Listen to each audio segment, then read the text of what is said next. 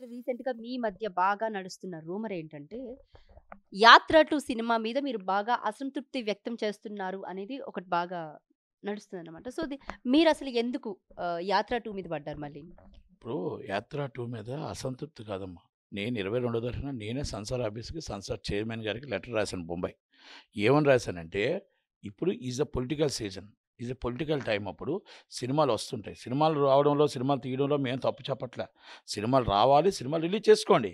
కానీ మనిషిని పోలిన మనుషులు పెట్టి, మనకు అవతల కాసే ప్రతిపక్ష ఒక పార్టీకే కొమ్ము కాస్తూ, అవతల పార్టీని మొత్తం టోటల్‌గా లేనిది, ఉన్నది ఉన్నట్టు చూపిస్తూ, వ్యంగ్యంగా మాట్లాడడం, ఇయన్నిట్లికి గూడా సెన్సార్ అనేది ఒక క్షుణ్ణంగా పరిశీలించి ఆర్డర్ ఇవ్వాలి తప్ప, మీరేదో వచ్చేసి ఆళ్ళు మొత్తం టోటల్‌గా మనమేదో రాజముద్రలాగా ఆ సినిమా చూసాం మేము రాజముద్ర ఇచ్చి తిట్టుకోండి అని చెప్పి, అంటే మీరు ఒక పార్టీకి సపోర్ట్ చేసి, ఆ రాజముద్ర సర్టిఫికేట్ ఇస్తే అది తీసుకొచ్చి యూట్యూబ్‌లో ఏసి, అన్నిట్లో థియేటర్‌లో ఏసి, అది ప్రతిపక్ష పార్టీని మామూలుగా తిట్టకుండా ఎలా తిట్టినట్టు మీరు లైసెన్స్ ఇస్తున్నారు. ఆ లైసెన్స్ కరెక్ట్ కాదు అనేది కంప్లెయింట్ పెట్టాను. ఒకటి. రెండోది 70 సినిమాలు ఆల్రెడీ పెండింగ్ ఉన్నాయి. ఆల్ ఆఫ్ ది సడెన్ 70 సినిమాలు మీరు ఆర్డర్‌లో చూడాల్సింది పోగా, మీరు ఆల్ ఆఫ్ ది సడెన్‌గా మీకు సినిమా వస్తే ఎక్కడ ఇన్‌ఫ్లుయెన్స్ వచ్చింది? మీరు ఎందుకు సెన్సార్ చేశారు? ఎందుకు సెన్సార్ చూసారు? చూసారు. మీరు అలా చూడకూడదు కదా! సెన్సార్‌కి మీకు ఎవరు ఇన్‌ఫ్లుయెన్స్ ఉపయోగించారు? ఏపీ గవర్నమెంట్ ఇన్‌ఫ్లుయెన్స్ ఉపయోగించిందా? సెంట్రల్ గవర్నమెంట్ ఉపయోగించిందా? లేకపోతే డబ్బులు ఉపయోగపడ్డాయా? ఏం పడ్డాయని మీరు సినిమా సెన్సార్ చేశారు. ఈ సెన్సార్‌లో ఆల్రెడీ కొన్ని కొన్ని కేసులు హైకోర్ట్‌లో ఉన్నాయి. ఉదాహరణకి సుప్రీంకోర్ట్‌లో ఉన్నాయి. ఒక సినిమా సెన్సార్ సర్టిఫికేట్ ఆల్రెడీ రద్దు చేసింది. ఆ డిస్ప్యూట్ ఉంటుండగా ఈ సినిమాని మళ్ళా సేమ్ డిస్కషన్ సేమ్ వస్తున్న విషయంలో ఎందుకు మీరు పెట్టారు? 68 రోజులు మీ సినిమా. సెన్సార్ రూల్ ప్రకారం మీరు 68 రోజులు చూడాలి. మీరే కౌంటర్‌లేసిన సినిమాని మీరు ఆల్ ఆఫ్ ది సడెన్ అన్ని 70 సినిమాలు ఆపి ఈ సినిమా చూసారు. మీరు అందరికీ 24,000 ఫీజే. మళ్ళీ అందరూ చిన్న సినిమా నిర్మాత, పెద్ద సినిమా నిర్మాతలు, చిన్న సినిమా, పెద్ద సినిమాలుండవు. అన్ని సినిమాలు ఆర్డర్‌లో చూడకుండా ఈ సినిమాని ఎందుకు చూసారు? ఇది పొలిటికల్ మూవీకి మీరు స్టడీ చేయకుండా, అసలు ఏమీ చేయకుండా, మీరు చూడకుండా సర్టిఫికేట్ ఇవ్వడానికి రెడీ అవ్వడానికి కారణాలేంటి? అంటే మీరు one of the direct reason YCP supported is censor individual censor board. దానికి మీరు ఆ విధంగా కరెక్ట్ కాబట్టి ఆఫీసర్‌ని సస్పెండ్ చేయండి. ఇమ్మీడియేట్‌లీ ఆఫీసర్‌ని ఎంక్వైరీ కంటెస్ట్ చేయండి.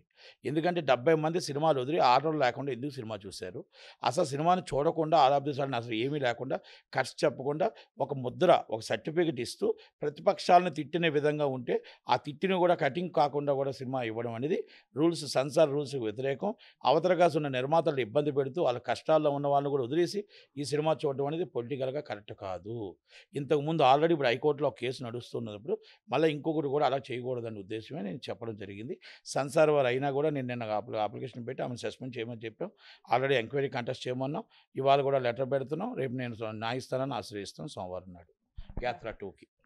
రైట్. మరొక విషయం ఏంటంటే, 'యాత్ర' అంటే ఈ సినిమాల ప్రభావం ఎక్కువగా ఎలక్షన్స్ టైమ్‌లో ఇంపాక్ట్ ప్రజల మీద చూపిస్తుందంటారు. ఎందుకంటే 5 ఏళ్ల కిందట 'యాత్ర' సినిమా రిలీజ్ అయింది. రాజశేఖర్ గారి మీద తీశారు. అండ్ ఆ సినిమా ఇంపాక్ట్ జనాల్లో బాగా వెళ్ళిందనే చెప్పొచ్చు. కరెక్ట్‌గా ఎలక్షన్స్ మూమెంట్. అండ్ ఇప్పుడు 5 ఏళ్ల తర్వాత అదే సినిమా మళ్ళీ 'యాత్ర 2' కింద వస్తుంది. అంటే ఎలక్షన్స్ టైమ్‌లో ఈ సినిమాలు నిజంగానే ప్రజల మీద ఈ రాజకీయ ప్రభావం బాగా చూపిస్తుందా? ప్రజల మీద రాజకీయ ప్రభావం చూపించదమ్మా. 'యాత్ర' సినిమా వేరు. 'యాత్ర 2' వేరు.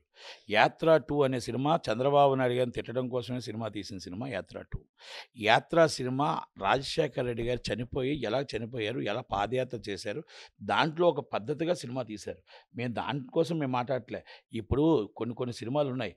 ప్రతిపక్షాన్ని మామూలుగా సోషల్ మీడియాలో తిట్టలేక ఆళ్ళ నోరు నొప్పొచ్చి ఒక సినిమా రూపంలో తీసి, దాన్ని సెన్సార్ రూపంలో పెట్టి, ఒక సర్టిఫికేట్ లైసెన్స్ తీసుకొని, సోషల్ మీడియాలో ఏమైనా తిడితే మళ్ళా మనకు కేస్ అవుతుందని చెప్పి, ఆ సర్టిఫికేట్ తీసుకుంటే ఎన్ని తిట్టినా సరిపోద్ది కదా అని, ఆ సినిమాని వ్యంగ్యంగా తిట్టుకుంటూ, అసభ్యకరంగా మాట్లాడుతూ, ప్రతిపక్షాల్ని చంద్రబాబు నాయుడు గారిని, పవన్ కళ్యాణ్ గారిని చాలా అసభ్యకరంగా మాట్లాడుతూ, సోనియా గాంధీ గారిని మాట్లాడుతూ, అలాంటి సినిమాలు తీస్తున్న వాళ్ళకి మేము సినిమాలు ఆపమని చెప్పాం.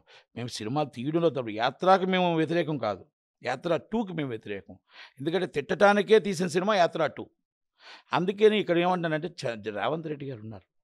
కోమటిరెడ్డి వెంకటరెడ్డి గారున్నారు. ఇక్కడ కాంగ్రెస్ పార్టీ సోనియా గాంధీ గారిని తిడుతుంటే, మరి వాళ్ళు నిద్రపోతున్నారా? చూస్తున్నారా? ఏం చేస్తున్నారో నాకైతే తెలియట్లేదు గానీ, ఒక్క కాంగ్రెస్ వాళ్ళకి కూడా చలనం లేదు. ఇప్పుడు దాకా కూడా నేను మాట్లాడుతున్నాను గానీ, ఒక్క కాంగ్రెస్ వాళ్ళు ఆంధ్రాలో నుంచి గానీ, ఇక్కడ గానీ ఎవరు మాట్లాడలేదు. మరి ఎందుకు మాట్లాడలేదో మరి ఏంటో నాకైతే తెలీదు. కనుక వాళ్ళు చాలా సీరియస్‌గా ఎందుకంటే చాలా ఇబ్బందికరంగా సోనియా గాంధీ గారితో మాట్లాడడం జరిగింది. ఇబ్బందికరంగానే కొన్ని చంద్రబాబు నాయుడు గారు వ్యాఖ్యలు ట్రైలర్‌లో చూసాం. మరి అ షర్మిల స్పందించలేదా? అదే అంటున్నాను కదా! కాంగ్రెస్ పార్టీ వాళ్ళు ఎవరు స్పందించలేదు. హ్మ్. అసలు కాంగ్రెస్ టీడీపీ కంటే కాంగ్రెస్‌లోకి ఎక్కువున్నాయి. కాకపోతే ఏంటంటే చంద్రబాబు నాయుడు గారు ట్రైలర్‌లో చూసాం. ట్రైలర్‌లో చూస్తే మరీ వ్యంగ్యంగా, అసభ్యకరంగా ఉన్నాయి. కనుక అందుకనేసి నేను ఆపమని నేను చేశా. మీరు రాజముద్రలో మీ సెన్సార్ సర్టిఫికేట్ మీ ఇష్టం వచ్చినట్టు మీరు ఇచ్చేయడం కాదు. దానికంటూ రూల్స్ అండ్ రెగ్యులేషన్స్ ఉన్నాయి. దానికంటూ ఒక పద్ధతి ఉంది. మనం ఆల్రెడీ ఒక సోషల్ మీడియాలో తప్పు మాట్లాడితే సోషల్ మీడియాలో ఏముంది మనం అసభ్యకరంగా మాట్లాడితే ఒక డిఫర్మేషన్ కేసో లేకపోతే ఇంకో కేసు ఫైల్ అవుద్ది. కనుక అలాగే సెన్సార్ సర్టిఫికేట్ కూడా మీరు ఇచ్చేటప్పుడు ఇండివిజువల్ బాడీ శాంత భద్రతలకి అన్నిటికి కులమత భేదాలకి అతీతంగా మనం అన్నీ చూసుకొని ఎదుటి పార్టీ వాళ్ళకి ఎలక్షన్స్ వస్తున్నాయి. రేపు వచ్చే ఎలక్షన్స్‌లో ఎవరికి ఒక ఒక ఒక పక్షానికి సపోర్ట్‌గా కాకుండా అన్ని పక్షాలకి సపోర్ట్‌గా ఉన్న సినిమాలు మాత్రమే మీరు సెన్సార్ చేయాలి. లేదంటే ఆఫ్టర్ ఎలక్షన్ సెన్సార్ చేయాలి. దయచేసి అన్నీ మొత్తం పరిగణలోకి తీసుకొని చేయమని అడిగాం మనం. రైట్. మరొక విషయం ఏంటంటే షర్మిల గారు కాంగ్రెస్ పార్టీకి వెళ్ళడం. కేవలం ఇదంతా జగన్ స్కెచ్చే. జగన్ చేయిస్తుంది ఇదంతా వెనకాలుండి అన్నా చెల్లెళ్ళు కలిపి నాటకాలు ఆడుతున్నారు అని బయట బాగా ఈ అనలిస్టులు గానివ్వండి, లేకపోతే స్పోక్స్ పర్సన్స్ కానివ్వండి బాగా అనుకుంటున్న మాటలు. సో, వీటి గురించి మీరేం చెప్తారు? నేను ఒక మాట చెప్తా. అన్నని తిట్టినా, చెల్లిని తిట్టినా, అన్న చెల్లి కాకపోతే చెల్లి అన్న కాకపోరు. కుటుంబం ఎప్పుడూ ఒకటే ఉంటది. అవును. మీరు ఏ పార్టీలు వేరేగా ఉన్నా రాజగోపాల్ రెడ్డి గారు వేరేగా ఉన్నారు. మరి కోమటిరెడ్డి రాజగోపాల్ రెడ్డి గారు కోమటిరెడ్డి వెంకటరెడ్డి గారు వేరేగా ఉన్నారు. అన్నదమ్ములు కాకుండా పోయారా? కనుక పార్టీలు డిఫరెంట్ ఉండొచ్చు. మీరు జగన్‌కి సపోర్ట్ ఉన్నారా? లేరా? అనేది మనం ఇప్పుడు చెప్పలేం. ఈరోజు చెప్పలేం. ఆమె ఈరోజు మాట్లాడుతున్న మాటలన్నీ కూడా నిజం మాట్లాడుతున్నారు. జరిగినవి మాట్లాడుతున్నారు. ఆమెకు జరిగిన అన్యాయం మాట్లాడుతున్నారు. పార్టీకి ఎందుకు వచ్చానో మాట్లాడుతున్నారు. నాకు కూడా రైట్ ఉంది. రాజన్న బిడ్డగా నాకు కూడా ఒక రైట్ ఉంది. రాజన్న బిడ్డగా జగన్మోహన్ రెడ్డి గారు ఎంతో నేను అంతే. జగన్మోహన్ రెడ్డి గారిని సీఎం చేశారు. ఒక రాజన్న బిడ్డగా ఆయన వారసత్వం నాకు కూడా ఇవ్వండి. నేను అందుకే కాంగ్రెస్ పార్టీ పీసీసీ అధ్యక్షురాలు అయ్యాను. నాకు కూడా పార్టీ ఇవ్వండి. మా అన్న చేసింది 5 సంవత్సరాల్లో శూన్యం చేశాడు. మొత్తం 5 సంవత్సరాలు అంధకార్యం చేశాడు రాష్ట్రాన్ని. ఈరోజు మా 5 సంవత్సరాలు మొత్తం టోటల్ రాష్ట్రమే మొత్తం టోటల్‌గా రాష్ట్రంలో అధోగతి పాలైపోయింది కాబట్టి ఒక్కసారి ఛాన్స్ ఇవ్వండి అని ఆమె అడుగుతుంది. ఆమెకు రాజన్న బిడ్డగా ఆమెకు రైట్ ఉంది. ఒక పీసీసీ అధ్యక్షురాలుగా ఆమెకు రైట్ ఉంది. మరి జగన్మోహన్ రెడ్డి గారి మీద మరి బాణం జగనన్న బాణం జగనన్న వదిలిన బాణం జగనన్నకి ఎదురు బాణం అయింది. కనుక మనం ఏది ఎనలిస్టులు గాని ఆళ్ళు గాని మాట్లాడిన మాటలు ఇప్పటికిప్పుడు ఏం చెప్పలేం. ఎందుకంటే ఏది ఏమైనా కాంగ్రెస్ ఓట్ బ్యాంకు వైసీపీకెళ్ళింది. వైసీపీ మళ్ళా దాంట్లో వచ్చిన జనాలు గాని, ఓట్ బ్యాంక్ గాని అక్కడి నుంచి ఎంత కాంగ్రెస్‌కొస్తే అది వైసీపీకే నష్టం తప్ప నాకు తెలిసి టీడీపీకి, జనసేనకి నష్టం రాదు. ఎందుకు నష్టం రాదంటే టీడీపీ, జనసేన ఓట్ బ్యాంక్ అలాగే ఉంటుంది. ఆ ఓట్ బ్యాంక్ ఏమి కాంగ్రెస్‌కి రాదు. ఆ ఓట్ బ్యాంక్ ఏమి వైసీపీకెళ్ళదు. ఇప్పుడు ఆ ఓట్లేమన్నా చీల్చుతారా? అంటే అది షర్మిల గారు వైసీపీకి కాంగ్రెస్ పార్టీ. దెబ్బవుతుంది. ఓకే. వైసీపీకి దెబ్బవుతుంది. ఎందుకంటే మొత్తం కాంగ్రెస్ ఓట్ బ్యాంక్ అంతా వైసీపీకెళ్ళింది. కాంగ్రెస్ నుంచి నాయకులంతా వైసీపీకెళ్ళారు. దాంట్లో ఉన్నోళ్ళంతా కొంతమంది దీంట్లోకొస్తున్నారిప్పుడు. దాంట్లోకొచ్చి ఇప్పుడు ఆర్‌కే వచ్చాడు. ఆర్‌కే ఓట్ బ్యాంక్ ఎవరికొస్తుంది? కాంగ్రెస్‌కొస్తుంది.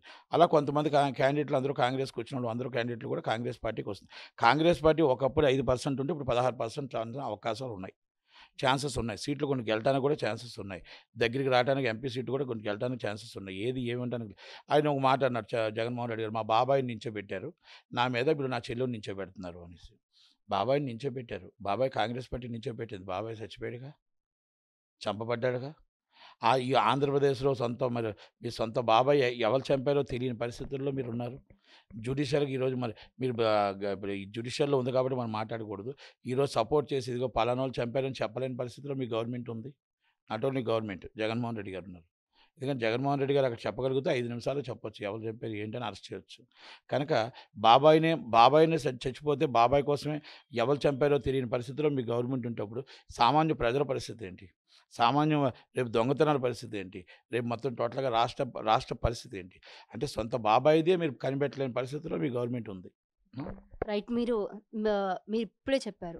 షర్మిల కాంగ్రెస్ పార్టీకి వెళ్ళడం వల్ల ఓట్లు చీల్చుతాయి. అలాగే సీట్లు కూడా గెలిచే అవకాశం ఉంది అని చెప్పారు. మరి అలాంటప్పుడు షర్మిల ఎందుకు తెలంగాణలో పార్టీ పెట్టారు? ఎందుకు ఆంధ్రాలోనే పార్టీ పెట్టకూడదు? ఎందుకు వెళ్లి మళ్ళీ కాంగ్రెస్ పార్టీలోనే చేరారు? నిజంగా ఓట్లు చీల్చాలి జగన్ అంటే అన్నని ఓడించాలి అన్న ఆలోచన ఉంటే జనసేన పార్టీతో పొత్తు పెట్టుకోవచ్చు కదా! టీడీపీ పార్టీతో వెళ్ళొచ్చు కదా! బావుంది. అంటే తెలంగాణలో కాంగ్రెస్ మొత్తం టోటల్ కేసీఆర్ గారిని ఓడించడానికి ఇక్కడికి రావడానికి ప్రయత్నం చేసింది. ఆమె 119 స్థానాలు పోటీ చేద్దామని ప్రయత్నం చేసింది. ఆ ప్రయత్నంలో ఎక్కడో కూడా అక్కడ ఫెయిల్ అయ్యింది. ఆ ఫెయిల్ అయినప్పుడు కాంగ్రెస్ పార్టీకి మద్దతు ఇస్తూ ఆమె ఎలాగైనా సరే కేసీఆర్ గారిని ఓడించాలని కాంగ్రెస్ పార్టీకి మద్దతు ఇచ్చింది. ఓకే, ఈమె శాతం వల్ల ఎన్ని ఓట్లు వచ్చాయి, ఎన్ని శాతం వచ్చిందని మనం పక్కన పెట్టేస్తే, ఈయనకి ఎంత క్యాడర్ ఉంది, ఎంత క్యాడర్ కాంగ్రెస్ సపోర్ట్ చేసిందని పక్కన పెట్టేస్తే, ఆంధ్రాలో జీకే శివకుమార్ అవ్వచ్చు. ఓట్లు చీల్చడానికి అసలు తెలంగాణలో పోటీనే చేయలేదు కదండీ! పోటీలోంచి తప్పుకుంది కదా తను. ఓట్లు చీల్చడం కాదు. ఓట్లు సపోర్ట్. అంటే ఆమె 119 స్థానాల్లో నించుంటే ఓట్లు కాస్త కూస్త ఓట్లొస్తే, ఆ ఓట్లు కాంగ్రెస్‌కి దెబ్బ తగులుతదేమో, బీఆర్ఎస్‌కి లాభం వస్తదేమో అని ఆమె వద్దనుకొని ఆమెని కాంగ్రెస్ పార్టీకి మద్దతు ఇస్తున్నానని చెప్పేసి మద్దతు ఇచ్చింది. ఆ కాంగ్రెస్ పార్టీ మద్దతు ఇస్తూ ఆంధ్రప్రదేశ్‌లో ఇన్ ఫ్యూచర్ ముందే మాట్లాడుకున్నట్టున్నారు. డీకే శివకుమార్ గారు, సోనియా గాంధీ గారు, రాహుల్ గాంధీ గారు, "నువ్వు ఆంధ్రాకి వెళ్ళాలమ్మా, ఆంధ్రాలో చేయాలి." జాతీయ పార్టీ ఎక్కడైనా పనిచేయొచ్చు. జాతీయ పార్టీ ఒక ఆంధ్రప్రదేశ్‌లోనే అదే కాంగ్రెస్ పార్టీలో జాయిన్ అవ్వాలంటే ఇప్పుడెందుకు జాయిన్ అవ్వాలి? ఒక 2 సంవత్సరాల ముందే కదా జాయిన్ అవ్వాలి. ఎందుకు జాయిన్ అవ్వాలి? ఆల్రెడీ మీకు అక్కడ కాంగ్రెస్ పార్టీ ఇప్పుడు 5 సంవత్సరాల ముందు పార్టీని బలపరచాలంటే పార్టీని బలపరచాలంటే ఎప్పుడు జాయిన్ అవ్వాలి మీరు చెప్పండి? కరెక్ట్‌గా ఎలక్షన్స్‌కి 3 నెలల ముందు, 4 నెలల ముందా? కాదు. మీరన్న మాటకి దానికి ఆన్సర్ ఇస్తాం. మీరేమంటున్నారంటే 5 సంవత్సరాల ముందు జగనన్న బాణంగా, జగనన్న పార్టీ కోసం, జగనన్న కోసం, ఆ పార్టీ గవర్నమెంట్ రావడం కోసం కష్టపడి ఆమె పార్టీ రప్పించింది. రప్పించిన తర్వాత విభేదాలు ఏదో వచ్చాయి. రాజకీయ విభేదాలు వచ్చుంటాయి. లేకపోతే ఇంకో కుటుంబ విభేదాలు రావచ్చు, రాజకీయ విభేదాలు రావచ్చు. రాజకీయ విభేదాలు, కుటుంబ విభేదాలు వస్తున్నప్పుడు ఎలక్షన్స్ ఇక్కడ తెలంగాణలో ఎలక్షన్ దగ్గరికి వస్తుంది కాబట్టి కొత్తగా ఆమె పార్టీ పెట్టుకుంది. కొత్తగా పార్టీ పెట్టుకొని ఫెయిల్ అయిందని చెప్పుకోవచ్చు. దాంట్లో నో డౌట్ ఫెయిల్ అయింది. ఫెయిల్ అయిన తర్వాత ఇప్పుడు ఆంధ్రప్రదేశ్‌లో ఆయన పార్టీకి వెళ్ళారు. పార్టీ ఆదేశాలు ఏమిచ్చింది? ఆంధ్రప్రదేశ్‌లో వర్క్ చేయమని చెప్పి. ఆంధ్రప్రదేశ్‌లో వర్క్ చేయంటే పార్టీ, జాతీయ పార్టీ ఏ ఆదేశాలు ఇస్తే ఆ ఆదేశాలు చేయాల్సిందే. శిరసా వహించాల్సిందే. కనుక ఆంధ్రప్రదేశ్‌లో అన్న మీద బాణం ఎక్కింది. అన్న మీద బాణం వచ్చినా ఏమొచ్చినా ఈజ్ పీసీసీ అధ్యక్షురాలుగా ఆమె పార్టీ నిర్వహణ ఆమె చేయాలి. ఆయన పార్టీ కోసం ఆయన పార్టీ చేస్తాడు. కుటుంబ తగాదాలు కాదు దీంట్లో. పార్టీ రాజకీయ వ్యూహాలు, ఎత్తుగడలు. కనుక దాంట్లో ఆమె అక్కడ చీఫ్ మినిస్టర్ అవ్వడానికి అవకాశాల కోసం ఆమె ప్రయత్నం ఆమె చేసుకుంటుంది. అలాగని చెప్పేసి మీరు జగన్మోహన్ రెడ్డి గారిని దెబ్బ కొట్టారని ఎందుకు అనుకుంటారు? అలాగే మీరు అన్న జనసేన పార్టీ మన చంద్రబాబు గారితో మద్దతు ఇవ్వచ్చు కదా అని. చంద్రబాబు జనసేన గారితో మద్దతు వస్తుందా? లేకపోతే ఇంకోళ్ళతో మద్దతు ఇస్తారని జాతీయ పార్టీ కదా నిర్ణయిస్తది. నిజంగానే అన్నను ఓడించాలనుకుంటే వాళ్ళిద్దరికీ మద్దతుగా వెళ్ళొచ్చు కదా!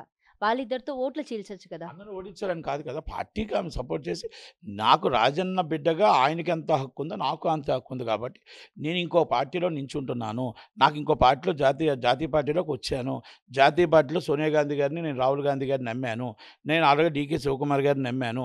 నాకు ఆల్రెడీ పీసీసీ అధ్యక్షులు వాళ్ళు ఏ పదవి ఇస్తే ఆ పదవి శిరసా వహిస్తాను. ఆ పదవికి నాకు రాజన్నకు బిడ్డగా నాకెంత హక్కు ఉందో ఆయనకి అంత హక్కు ఉంది. ఆయన పార్టీ ఆయన సపోర్ట్ చేసుకుంటే, నా పార్టీకి నేను ఏదే పార్టీలోనో ఆ పార్టీకి నేను సపోర్ట్ చేసుకుంటా. It's right. మేము ఏ పార్టీకి సపోర్ట్ చేయాలి, ఏ పార్టీకి సపోర్ట్ చేయకూడదు అనేది షర్మిల గారు జాతీయ పార్టీ కదా నిర్ణయం తీసుకుంటుంది. ఆమె చేతిలో ఏముంటుంది? ఆమె చేతిలో ఏముండదు. రైట్. టీడీపీ పార్టీలోకి మరి మీరు ఎప్పుడెళ్ళిపోతున్నారు? ఎప్పుడు జాయిన్ అవుతున్నారు? ఆల్రెడీ అపాయింట్మెంట్ అడిగాం. చంద్రబాబుని అడిగారిని, లోకేష్ గారిని మాట్లాడిన తర్వాత ఇప్పుడు త్వరలోనే జాయిన్ అవుతారు. షార్ట్‌లీ. ఎలక్షన్స్ తర్వాత ఒకవేళ టీడీపీ పార్టీ మళ్ళీ అధికారంలోకొస్తే మీకేమన్నా పోస్ట్ వచ్చే ఛాన్స్ ఉంటుందా? పదవి కోసం ఆశించి నేను ఎప్పుడు వెళ్ళట్లేదు. పదవుల కోసం ఆశించను. ఎట్టి పరిస్థితుల్లో నా సినిమా ఫీల్డ్ కళమ్మ తల్లికి నాకు కావాల్సింది మా సినిమా ఫీల్డ్ విశాఖపట్నంలో డెవలప్ అవ్వాలి. ఎంప్లాయ్మెంట్ రావాలి. రాజమండ్రిలో డెవలప్ అవ్వాలి.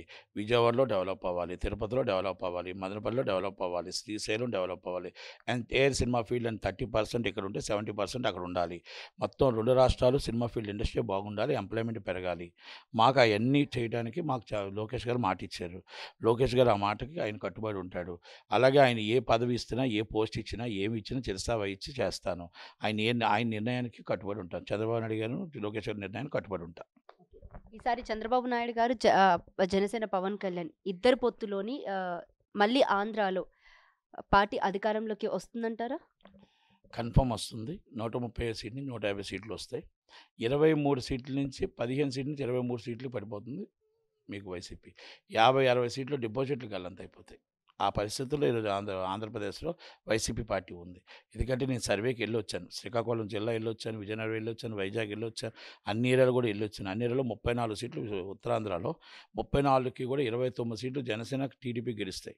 మీకు శ్రీకాకుళం జిల్లాలో 10 సీట్లు 8 సీట్లు కాంగ్రెస్కి మన టీడీపీ గెలుస్తుంది. వైసీపీకి 2 ఛాన్సెస్ ఉన్నాయి. ఆ 2 కూడా నువ్వా నేనా అని ఉన్నాయి. అది కూడా రేపు పార్టీకి దగ్గరికి వచ్చేటప్పటికి ఎలక్షన్స్కి ఏమైనా జరగవచ్చు. ఎందుకంటే శ్రీకాకుళం జిల్లా స్వీప్ చేస్తది. విశాఖపట్నం జనసేన, టీడీపీ స్వీప్ చేస్తది. అలాగే విజయనగరం జిల్లాలోని 50-50 ఛాన్సెస్ ఉన్నాయి. మరి రాయలసీమ పరిస్థితి ఏంటి? రాయలసీమ పరిస్థితుల్లో ఈరోజు మొత్తం టోటల్‌గా ఎట్టి పరిస్థితుల్లో 70% సీట్స్ టీడీపీ, జనసేన వస్తాయి. 30% మాత్రమే మీకు వైసీపీ వస్తుంది. ప్రకాశంలో వైసీపీ ఏమన్నా మీకు జనసేనకి ఓట్ బ్యాంక్ ఉందంటారా? కడప జిల్లాలోనే మీకు ఎదురుదెబ్బ తగలబోతుంది.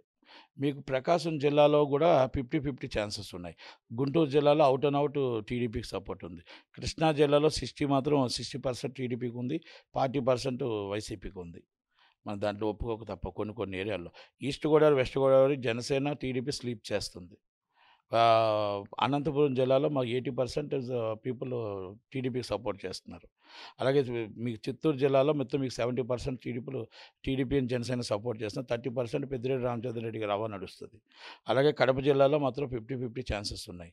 అలాగే మీకు కర్నూలు జిల్లాలో 60% అండ్ 60% ఛాన్సెస్ టీడీపీ ఉంటే 40% ఛాన్సెస్ వైసీపీ ఉంది.